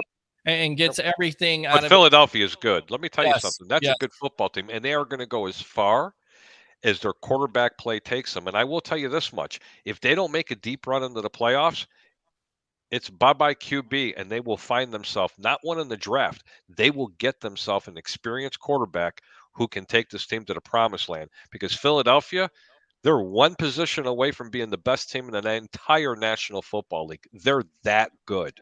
They are that good. All right, Harry the Greek, you were great tonight, as always, on the Evolution of Sports Talk Television. Go ahead and promote yourself, and then we will start our wrestling talk. Perfect, man. I'm getting out just in time. Mark, love you, brother. Happy birthday. Of course, to the other gentleman, thank you so much for having me on. I'm Harry the Greek. I'm the host of the Over Under. My co-host is Mr. Peter Blake. You can catch us on 1252 Sports or right here on the Sports Web on YouTube. Sunday mornings, 10 a.m. Eastern, 9 a.m. Central Time, and whatever starts going out further and further west. But I always say, guys, keep your bets low and your returns high. And for tomorrow's pick, play the over. The total is 40 points. Just play the over in tomorrow night's game. Don't pick a side. Just root for a whole bunch of scoring because that's all Thursday nights are good for. And Christian Watson, I just picked him up in fantasy football. What do you have? 3 touchdowns this week. Hopefully he continues that versus Tennessee. Thanks a lot for your time, Harry the Greek. Thanks, guys. Be blessed, everybody. We'll talk to you later. Have Much a good love. one, Harry. Up there, Harry the Greek, professional Be safe. handicapper extraordinaire at 1252 Chicago Sports. All right, guys, let's get into it. By the way, really quick, who do you guys like tomorrow night, Green Bay or Tennessee? Quick. Wow, Wow, I have to go with Tennessee in this one. Yeah. Okay. Yeah. Why? Mike Why? Vrabel's team. Yep. Okay. All right. Yeah. They play scrappy football. I like Tennessee. All right, let's go into turnbuckle talk. Roman Reigns, of course, one of the most dominating champions in WWE. But Ric Flair, possibly the greatest champion of all time, believes that Randy Orton could be the ideal opponent for the tribal chief at WrestleMania 39. Of course, Orton got beat down by the Bloodline, went out with an injury, a back injury. Nobody knows how serious it could be. It could be a lot more serious. And we know back injuries to wrestlers are just, not the best thing for their career. But what Ric Flair has to say, I respect him a lot, but God, what do you do with Randy Orton? He's the best worker in the company. He's coming back. He's not even mentioned in the WrestleMania process. He's never wrestled Roman Reigns, not for the title. I mean, I'm pretty sure of that. Randy is going for 15-time world title, right? Your thoughts on this, madman, of Randy Orton facing Roman Reigns, the tribal chief? Is this WrestleMania worthy, or does Ric Flair have a point, or is he wrong on this? Should it be somebody else? Well, I'll tell you one thing. I never waver away from the opinion of what I throw out there, and I stay real consistent across the board. No, I'm going to still say it's Reigns in The Rock for the marbles and get Hollywood involved in this. But if you want to throw Orton in the mix, I'll tell you the best opponent for Orton to come back in. Give me Karrion Kross and Scarlett, baby. That would be a good one for the marbles. And I tell you right now, if you want to get Randy Orton over, or you want to get Matt Riddle over, it should be between those two. In fact, Randy Orton is a better heel at the end of the day. He's not a great baby face. If you want to get Riddle over, you have those guys go at it at WrestleMania. But with that being said, bodyguard of the Berg, Ralph, what do you think? Randy Orton versus Roman Reigns, you watching that for WrestleMania, or should it be somebody else? And if so, who? Well, rumors are going around, Peter. I don't know if Randy Orton will be back in time. He just had surgery recently. He had to go down to Birmingham, Alabama, to see James Andrews, who's one of the best in the business at handling Randy's situation. He's been around for many athletes. He does, Tommy John surgeries and things like that. So he's a well-known, doctor, and he just had surgery. I don't know how long he's going to take to recover to come back. And the older you get, Peter, the more it's hard to recover. We have a lot of guys down. You got Kevin Owens down. You got Rey Mysterio down. You got a lot of guys just out there that are injured and hurt. And who knows when they're coming back? Cody, we don't even know if Cody's going to be back by WrestleMania. No one knows. Cody's going to be back by WrestleMania, and he is going to be the opponent for Roman Reigns at WrestleMania. That's what I'm hearing too. That's going to be the one, and that should be the one. And at the end of the day, if Roman Reigns wants to go off to Hollywood, what better way to do it than give the title to the American Nightmare? His heritage, his history with Dusty Rhodes, of course, the American Dream, and everything that Cody has had to go through, from going to AEW to not getting the respect to coming home to WWE. It just seems correct at the end of the day to end that storyline. If you want long-term storytelling, that is the best storyline at the end of the day. Cody Rhodes at WrestleMania against Roman Reigns, but we shall see what happens. Commenting about or talking about Randy Orton, his wife the other day on Instagram says, if y'all only knew why this pic was taken. She did include several emojis after that, including a crying, laughing, sunglasses, and smiling, and a kissy face. It definitely seems like maybe Orton could be coming back. Of course, it was reported by Fightful Select in June that Orton could be out for longer than originally anticipated. His back injury, which has been a problem for a while, could require surgery. And according to Dave Metzler of Wrestling Observer newsletter, there was a lot of concern in WWE that Orton's injury could be more severe than it was originally thought to be. Anyone expecting Orton to return before the end of the year will likely be disappointed. It will be telling if we get him in the Royal Rumble. So at the end of the day, I always remember, I'll tell you what, let's go on to our phone lines. You can always use those phone lines if you want to get in, talk wrestling, talk football. 727-255-0391. It's 727-255-0391. Let's go on to Mr. Ben Cornett from Las Vegas. You're on with yours truly, along with the madman himself, Mr. Mark Mancini, former XPW announcer. And, of course, you've got the bodyguard of the Berg, Ralph Williams. Go. Guys, how's it going tonight? It's going good. Good. Yeah. Yeah, I saw the news with the Orton with the back surgery coming up. Usually those are tricky injuries because sometimes you could come back soon. Sometimes you could be out for a long time. Well, one comes to mind here, guys, and I know you can all comment on this. Shawn Michaels. I mean, how many years did it take him to get back? And of course, he had the substance abuse problems, in his life. But the back injury definitely was one of those things, and at least took him 3.5, 4 years to come back. So it can definitely be a serious problem. And I'm not a wrestler, but I also have lower back problems. I can't imagine what type of back problems Randy Orton is going through to have surgery at the end of the day. Yeah, I mean, like 20 years he's wrestled. Guys. Yes, and at a top level, really, right? Yeah, had a lot of time off. No, which is really good and really amazing because the matches he's had over the years, I mean, they would shave off many years of your career, and I think it's finally caught up to him. And I think he's going to come back, but I don't think he'll make it in time for Mania. I just don't see it. I think he's at that age where I think now he's got to be more of a special attraction than anything else, in my opinion. I mean, possibly becoming a part-timer. I mean, does that seem like Randy Orton? We heard from Ric Flair saying he's one of the best workers in the business. I mean, is this a big-time concern, in your opinion, Mark, for WWE with Orton's long-term health? Well, yeah, you can throw a couple other guys in this mix, too. Cody Rhodes, you can throw Edge in this. These guys, long-term effects, especially heading into WrestleMania where you can kind of bring them back. But I really think, when you look at the WWE today, guys, is, I like what Triple H is doing. He's bringing back the guys that Vince McMahon got rid of. But there's still a lot of things that just keep, each and every week. And we don't want to beat a dead horse after the horse is dead. But, dude, when are you going to get rid of Dominic Mysterio, man? This guy can't even if he's not wrestling, he can't act.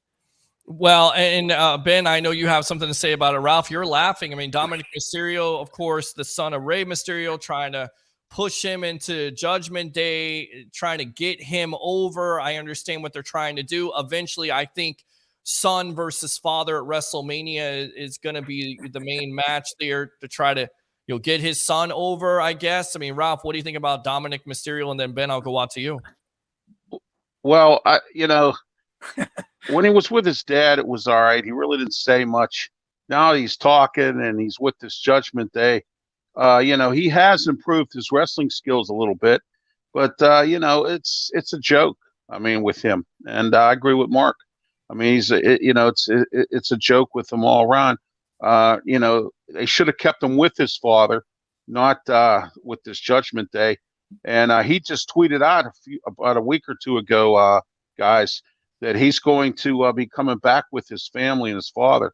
So I don't know how much longer he's going to be in Judgment Day and when, but he said he was coming back with his father. to wrestle. So And I think that's just kayfabe at the end of the day. I think he's trying to play this game with everybody tweeting that out. Ben, what do you think about Dominic Mysterio?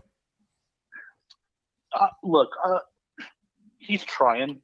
Don't get me wrong. He's really trying hard. This is one of those situations where I think he could have really benefited going to NXT. Go there for a little while. Good point. Develop his own character. I mean, look what it did for Mandy Rose. I mean, and she was already established, but she's kicked off her career back. Apollo Crews. She's kicked up. Bunch of guys. Apollo Crews. And look at Ava Raine. She's The Rock's daughter, but she's starting with NXT. They gave her a different name and everything else. So they're doing it the right way with her. But with Dominic, I think it just got – I mean, it was okay with his dad, but I still think he should have went back to, like, NXT, develop his character a little bit more. The wrestling's good, but develop his character and, go from there and then see what happens. And I also think it's a failure of Judgment Day. It's not getting over, and it didn't make any sense to take Edge out of that. The reason why you have that type of vehicle is to have Edge in the first place, and when you don't have him in there, I appreciate the other guys in it, but they're just not getting over. That whole stable is not getting over. It's almost like a joke at this juncture. What else, Ben, you want to talk about tonight on Turnbuckle Talk? Well, I mean, are you guys going to be checking out Full Gear this Saturday, AEW? Absolutely, and I think all eyes will be on MJF and, of course, Jon Moxley. How do you think that plays out? Because we're about to get into that in just a little bit, but how do you think that match plays out? You looking forward to it? I am, and I think this will be MJF's moment. And I think I really think there's going to be something weird going to happen. Maybe Regal makes the turn on Moxley. And, he does. Regal does turn on him. It's going to happen, and it should happen. And Regal will be perfect to turn on him and go heel, because to me, Regal, more than anything else, just like Randy Orton, is a better heel than a babyface. Not saying he's a babyface now, but he certainly seems like he is with, that faction that he has in AEW. Right. I think it makes lots of sense. Again, it's all about storytelling, and they've done a good job with, MJF bringing back some of the memories he had in WWE and selling that. I like that ending to it. And of course, they should have MJF as their champion. Well, don't forget about Stokely Hathaway and the Firm. They have a bone to pick with MJF. They may get involved in this match as well.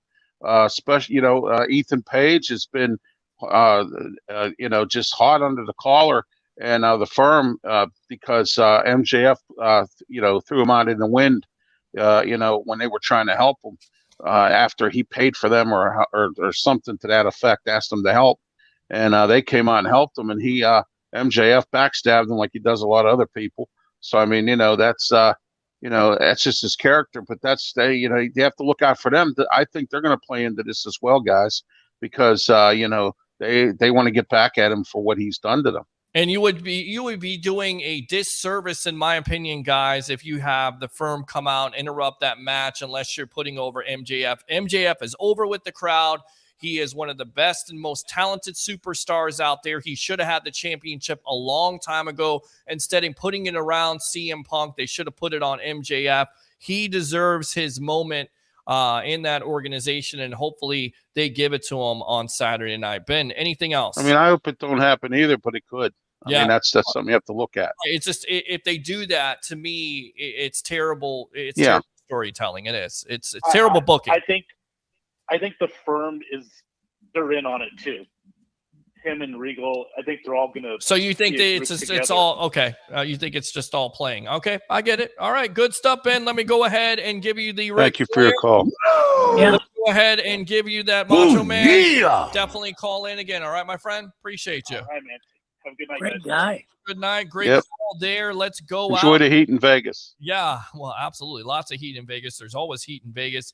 Let's go out to AEW. Maxwell Jacob Friedman talking about on Twitter here, tweeting out, there's been a shadow casted over AEW by a bunch of effing bull. We are closer than ever to stepping out of the darkness and into the light. We have the roster. We have the platform. Now all we need is stability, change, and leadership. We need the devil. I'm ready. What do you think of this young man and his promos? Because they really have been top notch here lately in AEW, right, Mark? Well, I think you're right, but I think the key word there is leadership. Are you willing to lead? Are you willing to make each and every one better? Is everybody on the same platform? Is the foundation solid? How about the structure of this company? That's what I like to look at from afar. And maybe he might be on that, but are the rest of these people on that? I've always said this, guys. If you want to compete with the WWE, a friendly competition, you gotta do it right. This thing can't be. Rome wasn't built overnight. So you got to build this thing solid, lay a foundation, structure, and everything like that. Every time I hear these things, it's kind of like a tongue-in-cheek mentality, and then it kind of fizzles by. I mean, it really does. I mean, you want to believe it, but then after a while, you kind of it's kind of like running up a hill. Everybody goes, "There's a wolf," and you keep bringing your gun up, and then there's no wolf. How many times are we going to keep running up a hill looking for a wolf? It's a perfect analogy at the end of the day, Madman, because all they've sold is how MJF is a top heel, he's over this and that, and then they don't give him the championship. Nope. Exactly. Yeah, they have to do it, in my opinion, this Saturday, right, Ralph? Oh yeah, they do. Their ratings are down. They have to do something here. And also, don't forget too, Tony Khan screwed over the Elite. I mean, he screwed over the Young Bucks and Kenny Omega. And he threw him under the bus when they had that fight in the back room and or in the locker room and all that with CM Punk. Instead of sticking up for him or instead of doing something, maybe just a small suspension. I mean, he gave him a lengthy suspension and took away their belts. I mean, you don't do that to your vice presidents. You just don't do that. That right there put a sour taste in everybody's mouth. And, they have no real leader. I know Jericho's trying to. He says he's trying to be the leader in the locker room, but I don't know, who is or who can be. But if the MJF gets the title, I think he'll set some things straight with this company, and I'm interested to see how he can lead it and carry this company like Moxley has and Jericho did for a little while, and Kenny Omega. We'll see what happens with this. And of course, the Full Gear pay-per-view will be on Saturday. He'll face John Moxley. Yeah, I have other obligations. I can't watch it. Well, that's okay. We'll get you updated, Ralph Williams. We're on with Ralph Williams, bodyguard of the Bird. We got the madman himself, Mr. Mark Mancini of XM Sirius Radio. Of course, former XPW announcer. I'm your host, Peter Blake, giving you something to think about. MJF tells the New York Post's Joseph Stankowski, I think what I bring is just an absurd amount of awareness and platforms that we have not touched yet. What I also bring is stability. Let's face it, this world title, it's crowned the greatest pro wrestlers in the world and the sport today, but it's also been jumbled a little bit recently. I feel now more than ever what AEW wrestling fans crave is stability. I am that. I've been that since day one. When my music hits, the reason the place goes absolutely insane is because they're fully aware that they're about to get the perfect segment, because that's what I do every time I walk through that curtain. Whether you love me or hate me, I deliver. Agree, Mark? Yeah, I totally agree. It kind of reminds me of like when Hulk Hogan was wrestling in a day. Wow. Whether you hated him or not, he'd always bring that fire and he'd always deliver. I mean, and that's what you need in today's things. And like Ralph was alluding to earlier, I kind of looked at it once the Young Bucks got screwed in that. I kind of looked at this whole federation in a different light because I really like the Young Bucks a lot. Well, and they could be definitely making an appearance at Full Gear. We'll see how that happens and how they monitor that situation as they go for the Trios Championship, which 3 guys, if you don't know what that is in AEW, something different. Ralph, is he right? Is MJF on the money as always? Yeah, he is. He's on the money with it.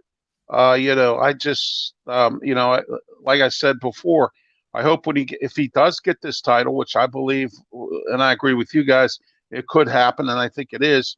AEW probably needs to look, in another direction.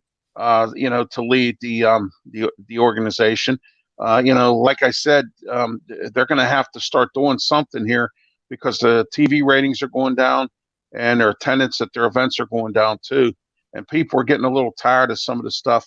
I had my wrestling show tonight, Talking Wrestling, and I got a bunch of comments about how Tony Khan isn't running this company right. And it's the truth because he doesn't know anything about wrestling. He should have left his vice presidents run it like they were. Cody Rhodes was running it really well with Omega and the Young Bucks. And then all of a sudden he steps up and wants to be a superstar.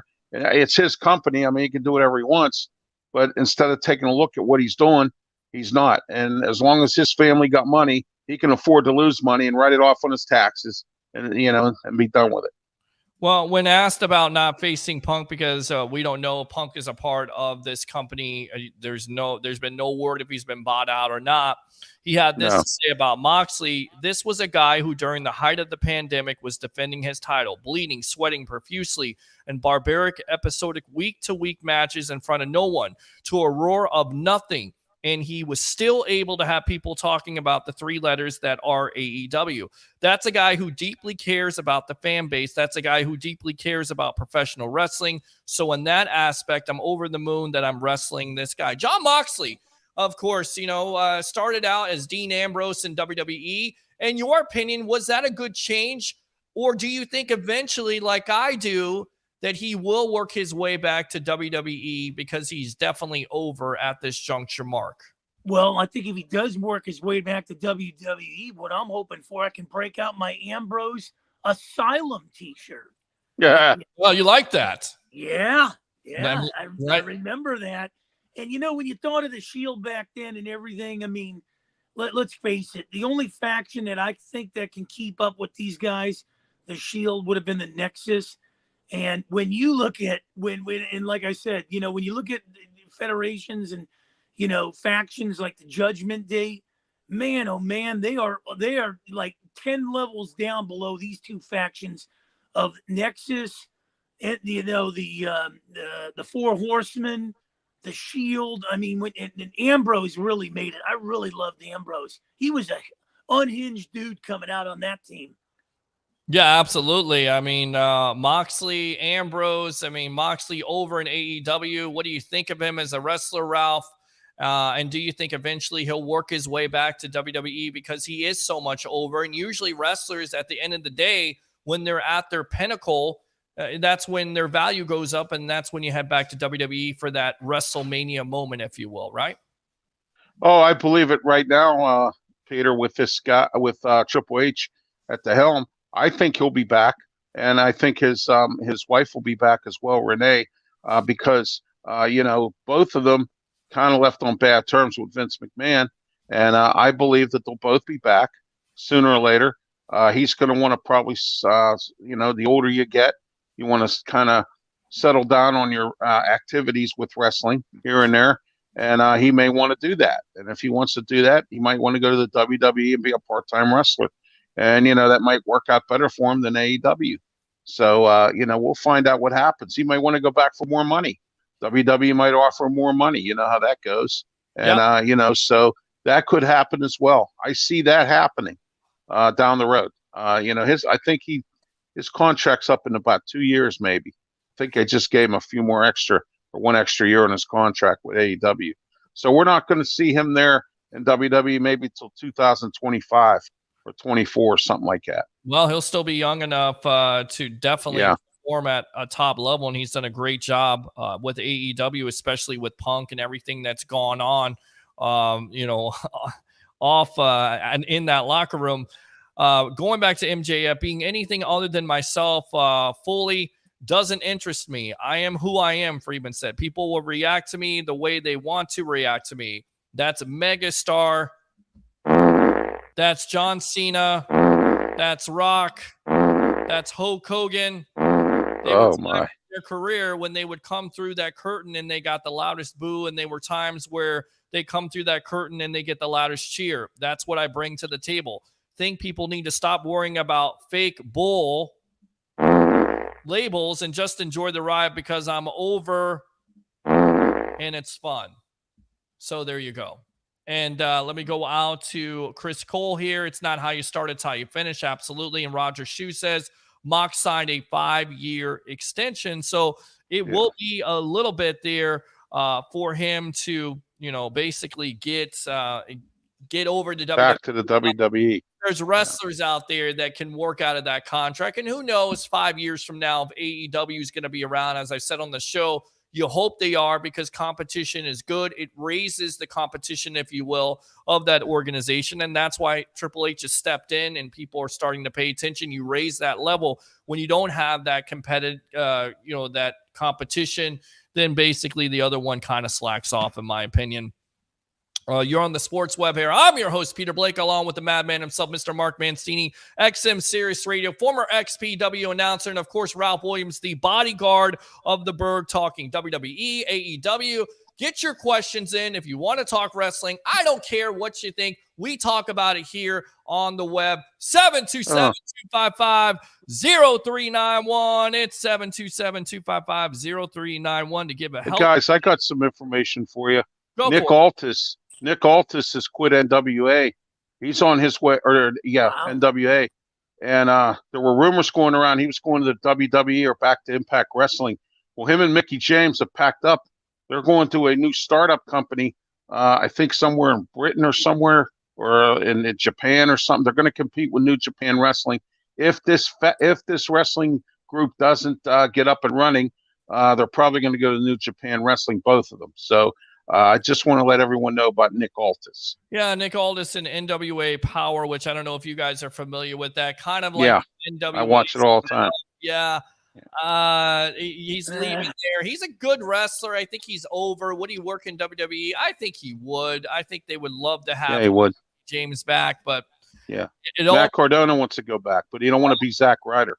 Well, I mean, and he also may be having his wife join him in Chelsea Green, because it certainly looks like Triple H is interested in that. Zack Ryder, is that a wrestler that should be over, should have gotten over, Mark, in your opinion, with his gimmick and everything he did on YouTube, social media? Is that a guy that the WWE, in your opinion, dropped the ball on?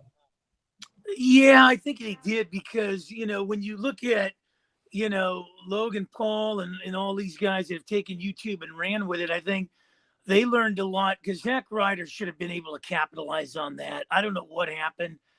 When he came, it just seemed like he was involved with a lot of squash matches in the WWE, and he was on the receiving end of a lot of them. So it's kind of like that one wrestler that they have now. Oh God, I'm trying to figure out.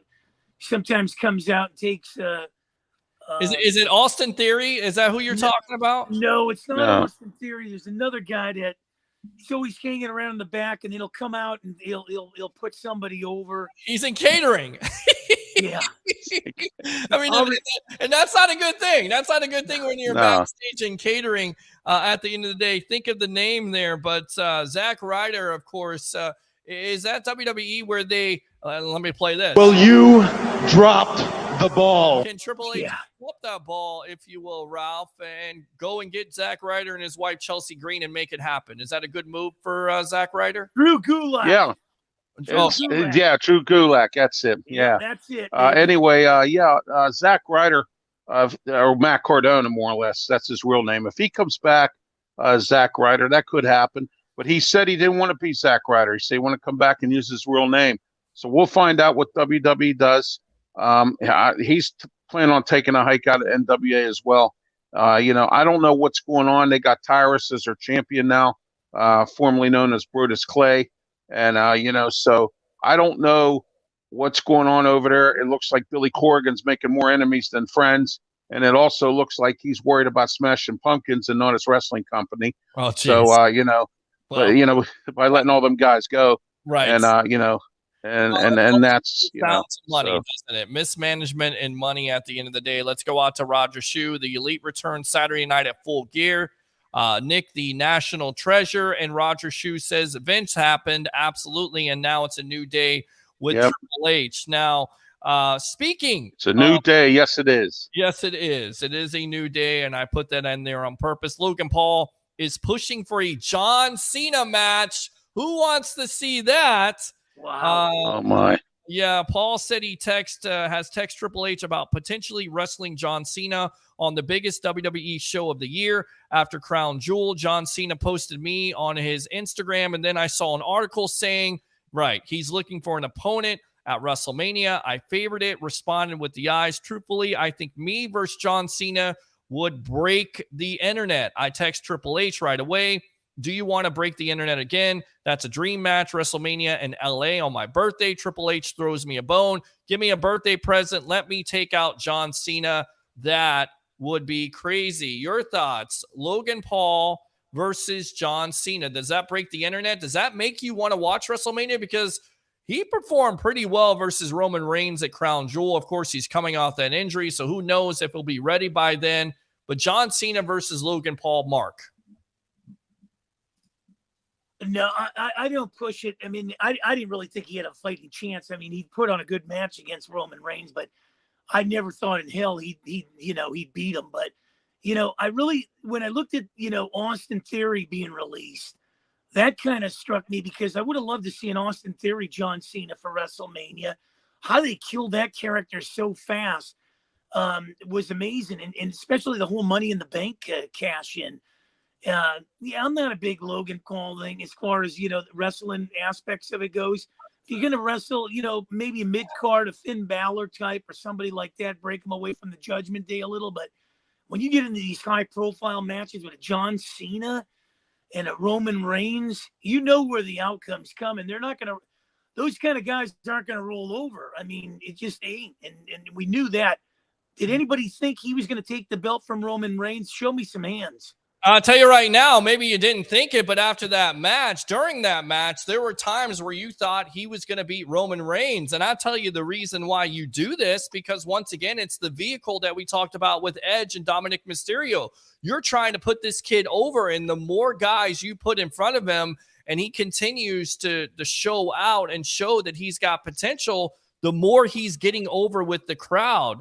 I would say yes, in terms of, are they great wrestlers? No, but John Cena's over. It's a WrestleMania moment. If you want to get this kid truly over, and it seems like they got some future plans for the Paul brothers, including Logan, I think you do it. What do you say, Ralph? Oh, yeah, I say you do it as well, because I'll tell you what, it's WrestleMania, and they have to come up with whatever they can to get the fans. And really, to be honest with you guys, it doesn't even make any difference what kind of matches they have. It's WrestleMania. It doesn't matter. People will buy tickets regardless.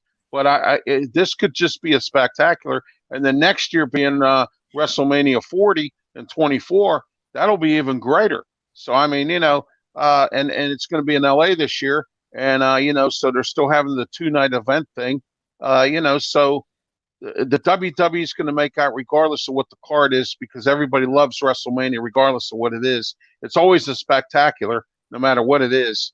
But it would be nice to have that match. And then if The Rock goes up against Roman Reigns, oh my gosh, you're going to have a super duper WrestleMania here. Oh yeah, you're going to have must-see TV at the end of the day. Yes. WWE is trying to do is not only get ratings and get people to pay attention to Peacock, but also transition over into all kinds of media. Everybody talk about it at the end of the day. Let me go out to Roger Shue here. He says Gulak helped train Paul for the Roman match. It showed. And a big no for me, says Roger Shue. All right, a health update here. Jake the Snake Roberts, the 67-year-old, posted to social media on Wednesday that he is back at AEW and no longer requires oxygen supplementation as a part of a treatment for, of course, COPD. Off oxygen, wow. Good, standing tall, doing great at AEW again. Sweet life I'm living. He said this on Twitter. He also said, I don't get the right amount of oxygen in my blood, and that's not good. I don't know how much it's going to limit me in my future. We're testing it today for the first time to try to go and do something. I know that without oxygen, if I talk about 20 seconds, I'm done. I can't go anymore. It's just not there. So this is going to be something that I'm going to have to work with, he said, of his condition.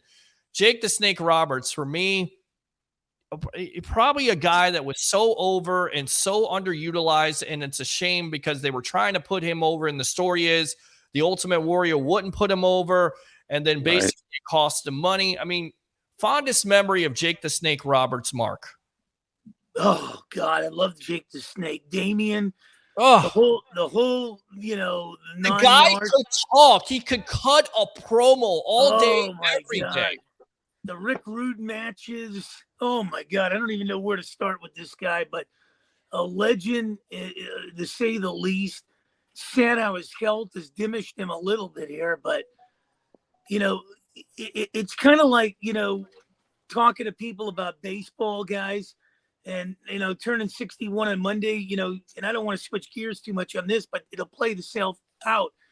Watching baseball for 6 decades, give me the 70s, baby. All the teams and, the colorful uniforms and everything then. Same thing with the wrestling in the 80s, man. How do you beat that? I mean, Jake the Snake, Rick Rude, the matches. You can drop these guys into the WWE now, and they would get over pretty much the same way Roman Reigns does or Mandy Rhodes. I mean, look at it. I mean, if they were in shape today, can you imagine the $1 Million Man wheeling out Virgil and all these guys? I mean, the list would go on. Bad News Brown. I mean, like this. And there's also a story out there where Jake was trying to be like Hulk Hogan. He pumped up, and of course Vince hated it. He just wanted Jake to be Jake. And once again, it wasn't about Jake's body. It was about the fact he could tell a story. He's a great storyteller, a great technician, put on some great matches. And of course, Ralph, he had the great gimmick there with the Snake. Your fondest memory of Jake the Snake Roberts? Was when he fought the Honky Tonk Man at WrestleMania, and Alice Cooper was in his corner. I like that match. Wow. Because Jimmy Hart was managing Honky Tonk Man at the time, and he made fun of Alice Cooper, and then Alice Cooper was in his corner. That was a good match. I seen Jake the Snake fight numerous times against the Honky Tonk Man. They had some great matches, and and then also too when he became Intercontinental Champion, I thought that was good. He was in an era, as Mark said, with Mr. Perfect, the late Macho Man Randy Savage, the late Mr. Perfect, and some of these guys, back in the 80s. And then, Hulk Hogan came in, and it was just a great era for wrestling. Other than the 90s with the Monday Night Battles, that was pretty decent there. Yeah. But you can't beat any of that. I mean, right now, not at all. Nothing like that at all. It's great. You're still trying to recapture that glory. Let's go out to Mr. Roger Shue here. Prayers for Jake. Roger, again, favorite memory of Jake is everything he did before WWE. And Roger says, Jake teaming with Kevin Sullivan. Unbelievable. Boy, is that an oldie. Kevin Sullivan. Wow. Does he get enough credit for being a good wrestler, a great wrestler with a great gimmick? Yeah. Kevin Sullivan. He does. Tell you another one with a gimmick. Rick the Model Martel with the can of arrogance.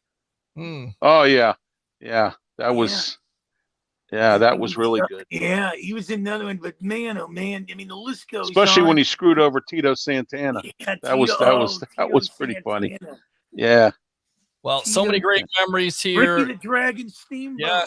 Yes. There is another one right there. Good stuff, guys. All right, let's go ahead and wrap it up here. Predictions for Full Gear. MJF, does he get it done? Does he beat Jon Moxley? And does William Regal turn on Moxley for MJF to get that title? Mark, first, go. I definitely think he is, man. Yep, and I think you're right. William Regal will turn. All right, good stuff there. Ralph, what do you say? MJF, is he the new champion of the world in AEW? I think MJF will probably be the new champion, and I think the firm's going to try to screw him over, and they're going to lose, and he's going to win. I believe that to be the case. When MJF does win the championship, do you keep him heel? Can he get over as a heel, or does Tony Khan think about making him a babyface because he is so over with the crowd? Well, I think you'd have probably a babyface because he's over with the crowd. I mean, the crowd loves him, and he finally has the crowd on his side. Does that work with him? Does that work for him? Yeah, I think it'll work. Okay, I believe it. Well, look at Peter. Look at Seth Rollins here. I mean, it's working for him. Look at his gimmick. You didn't know if he was a heel or a face, and now that he's so much over now, he's got rid of the heel look, and now he's going the baby face. And you know where Bobby Lashley's going. We knew that was coming weeks ago. Oh, yeah, we definitely knew that was going weeks ago. And again, it's like a vehicle, right? I mean, The Rock starts out as a good guy. He's a baby face. He's not getting over. He's getting booed. and then eventually you turn him to be one of the best heels out there. He gets over with the crowd, and then eventually I'll tell you the next one, guys, and I might be wrong on it, but I'm going to throw my hat in the ring on it. I think Sami Zayn, goes on with Kevin Owens, and they end up taking the tag team championships. I think that's there's rumors. There's rumors out there now that Jey Uso's going to get kicked out of the bloodline, and supposedly Sami Zayn's the one involved in it, and Jey Uso's going to find somebody and go up against the bloodline or something to that effect. They're going to lose the belts or something. They got all kinds of rumors going around right now. Wow. There's like a whole bunch of them out there, but that could happen, Mark. But Kevin Owens, right now, he's hurt. He's down. He's got a knee injury, and they don't know when he's going to come back. He got hurt in a live show. So, all right, let's go ahead and finish it off here. Ralph, go ahead and promote yourself here on the Evolution of Sports Talk Television. Monday nights, 7 p.m. live on YouTube here, Facebook, Twitch, and coming up on LinkedIn. The way I see it, on Tuesday nights, 8:30 p.m. myself, Smoking Jim Frazier, Sports Corner, on the same platforms, and Wednesday nights, except for next Wednesday, but every Wednesday night, 7:30, talking wrestling with myself and Smoking Jim Frazier, same platforms. Thursday night, I'm on with Mark on Blog Talk Radio and Smoking Jim Frazier for Wrestle Talk. And then also don't forget my YouTube channel, and where you can catch all my archive versions of my shows and become a subscriber. And I urge you to do that. And I want to wish everybody a happy Thanksgiving. Yeah, there you go. Well, Thanksgiving's next week, but appreciate it as always, Mr. Ralph Williams. Really quick, favorite dish besides turkey to eat on Thanksgiving? Go. I've had ham, roast beef. Yeah. Okay. All right. Good stuff, Ralph. Thanks a lot. Bodyguard of the Berg. Thanks a lot for your time here on the Evolution. All right. Thank you. All right. There you go. Good stuff. Let's bring it back into the madman himself. Go ahead and promote yourself here on the Sports Web. Well, I'm blessed enough to do this show with you on Wednesdays, baby, man. I am so blessed. The show that's sweeping Florida. Keep it going. Man, oh, man, you are an up-and-coming star. You have set the bar for sports radio, baby. Hey, man, I really appreciate that. I really do. XM 203, Sirius 217, Sports Byline, basically WWDB AM 860 out of Philadelphia, the Pittsburgh Pirate Podcast with Derek Brock. And tonight I was blessed enough to do an interview with Dusty Baker, the manager of the Houston Astros. How did that go, by the way? What was the first question you asked, and what was something that you learned about Dusty? I'll tell you, it was amazing because the hostile environments going into Seattle, New York, and Philly, and just asking about what he thought of Hank Aaron, was a father figure to him other than his father.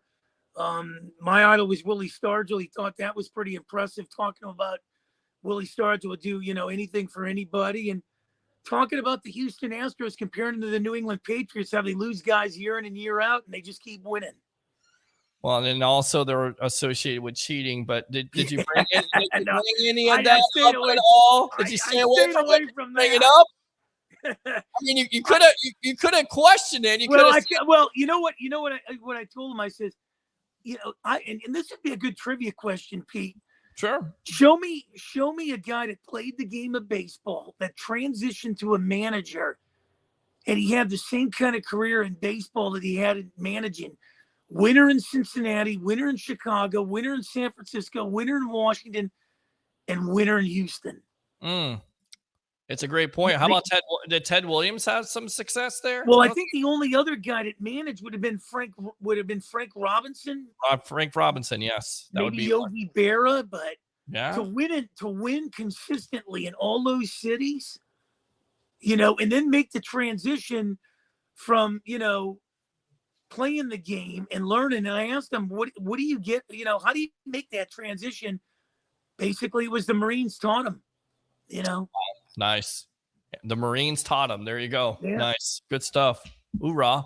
All right, Mark, thanks a lot for your time here on the Evolution of Sports Okay, Talk. baby. Go call Fred, baby. He's waiting for your call.